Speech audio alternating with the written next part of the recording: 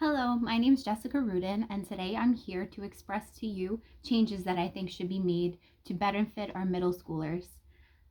The first thing I think we should do is completely work together to shift our curriculum. I want to create something that is more student centered and not really teacher led, which we've been doing for so long.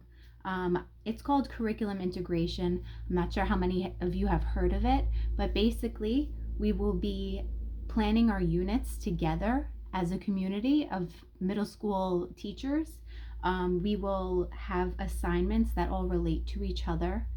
Um, we can work together. Weekly, we can get together and plan these things for our students so that they have a more meaningful experience, so that they are growing and developing more and understanding more rather than just having 7 different subjects during the day and they have all these different things going on in their mind and they're like, okay, I'll take some from this, I'll take some from that, I'll take a little bit from here, and they're not really retaining the information. The goal here is to make it really meaningful.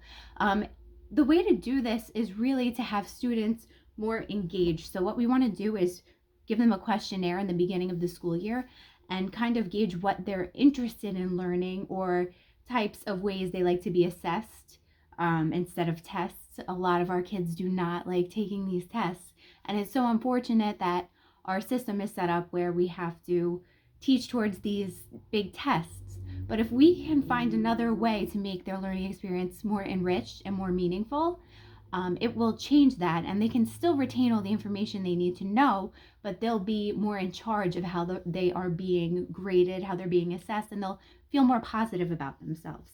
So my plan is to get together once weekly. If you can't meet in person, we can do something via Zoom. You can always meet with us there, or the meetings will be recorded, and these will be changes that we can be implementing. So I really think it's important that we give our students more of a voice rather than just showing them PowerPoints or lessons and lecturing to them. We want to hear what they're interested in and what they want, and then we can transfer that information and help them use it to learn, and we want them to engage their own growth. Let's see. So also what I think is really important, which a lot of us are already doing, but I think it's really important to use a lot of different media and use technology everywhere we can in the classroom, because that's how the world is going and that's where we're headed towards. So we really need to be using it more. For a single lesson, we really want to involve different types of media, different types of articles, different types of sources, maybe field experiences to really provide a rich educational experience and journey for our students. So whether it's relating a lesson to a popular song, a popular movie, show a clip, play a song as they're coming into the classroom, really get that energy up for them and make it upbeat, because it's really hard to be an adolescent and come in to school and have to retain all this information when you have so much other stuff going on in your mind. So it's really important that we do that for them and provide various sources of media. I would also like to arrange for each quarter for us to do something all together, to go out on a field trip or something that will enrich one of our units. We will plan that out together, whatever it may be. I would like our students to perform community service to see how their values and what they're learning, they can go out into the world and actually do something and create change for somebody.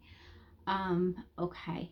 But next, most importantly, a huge thing we have to change for our students is to recognize that they are going through so much in their minds, in their bodies. Everything is changing and they're feeling all these emotions and they might not know what to do with it. So it really comes out as aggressive nature or rebellion or things of that nature, and we really need to console them and be there for them. It's important that we cultivate a safe and comfortable space for these students to allow them to express themselves. We want them to feel comfortable in our classroom. We want them to feel like they're safe. We want them to learn, because if they're so worried about what's going on in their head, maybe what's going on at home, what's going on in the class, who's sitting next to them that's thinking about them right now or judging them, we don't want that. And we actually have the power to change that by making our space more comfortable. One way we can do this is choosing a day during the week or every other week where the students can express themselves. One of my ideas is to have pretty much like an open mic day where on Fridays the students can come in, and since I am ELA, they can present a source of material, whether it's a short story or a poem or something that they're interested in about themselves or about something they perceive or the world around them, and present it to the class. And then we can all talk about it. So this way they have an outlet of what is going on inside, and we can provide a source of community in the classroom for everybody to listen and support them. And the kids will get to know each other better. The kids will feel more comfortable because they're actually able to let their voice be heard, and it will create a beautiful sense of community. So I think this is so important. There is so much anxiety they're going through, and anything we can do, extend an email address, tell them that to come see you during lunchtime if they ever need to talk about anything, or give them your phone number if you have a business phone, depending on our situation.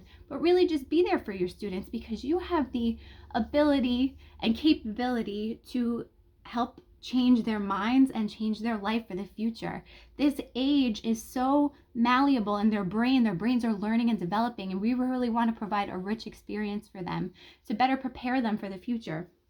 I would also like to implement a little bit of meditation for the kids before they take large exams. I want to get them into a ritual of just relaxing and learning how to calm themselves.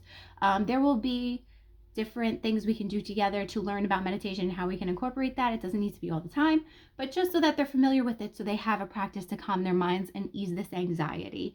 And we also want to promote positive thoughts and reinforcement. So if a kid's feeling down about themselves, we want to kind of shift their minds and show them the benefits to thinking positive. So, oh, you might have got that wrong, but you thought about it this way, or you did this. We want them to see for themselves the goodness that they have inside, and really see what their talents are, and show it to them, and show them this is who you are and this is what you could be, and show them their potential, because that's what's important as middle school teachers. Thank you so much. I look forward to working with you.